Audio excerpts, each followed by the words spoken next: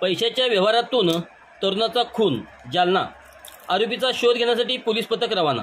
जालना शहरातील भोकरदन नाका परिसरात काल गुरुवार रात्री चौघा जणांनी धारदार शस्त्राने केलेल्या हल्ल्यात उमेश इंचे राहणार संजयनगर जालना हा तरुण ठार झाला आहे, तर अनेक तरुण गंभीर जखमी झाल्याची घटना शहरातील भोकरदन नाका परिसरात घडली। दरम्यान आरोपीच्या शोधासाठी पोलीस पथके रवाना झाली।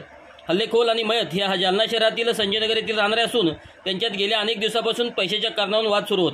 काल गुरुवारी रात्री शहरातील संजयनगर भागातील संतोष बंडू भिसे, आर्यन भीमा उधार, रुपेश शेळके या तिघांनी माऊलीनगर येथील पवन जाधव यांच्या सोबत संगनमत करून मागील पैशाच्या वादातून उमेश इंचे आणि राम निकाजे यांना काल रात्री 11:15 वाजेच्या सुमारास भोकरदन नाका येथील हॉटेल प्रणयसमोर बोलावून धारदार शस्त्राने हल्ला चढवला, ज्यात उमेश इंचे हा तरुण जागीच मरण पावला आहे, तर राम निकाजे हा जखमी झाला असून त्यावर रुग्णालयात उपचार सुरू आहेत।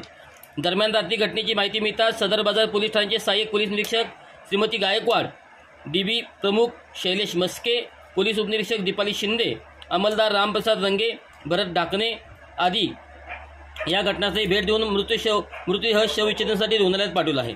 मयताची पत्नी सरला इंचेच्या फिर्यादीवरून सदर बाजार पोलीस ठाण्यात संतोष भिसे, पवन जाधव, आर्यन उधार आणि रुपेश शेळके यांच्या विरोधात कलम 103, 109(1), 352, 351/3, 3/5 BNS नुसार गुन्हा दाखल करण्यात आला आहे।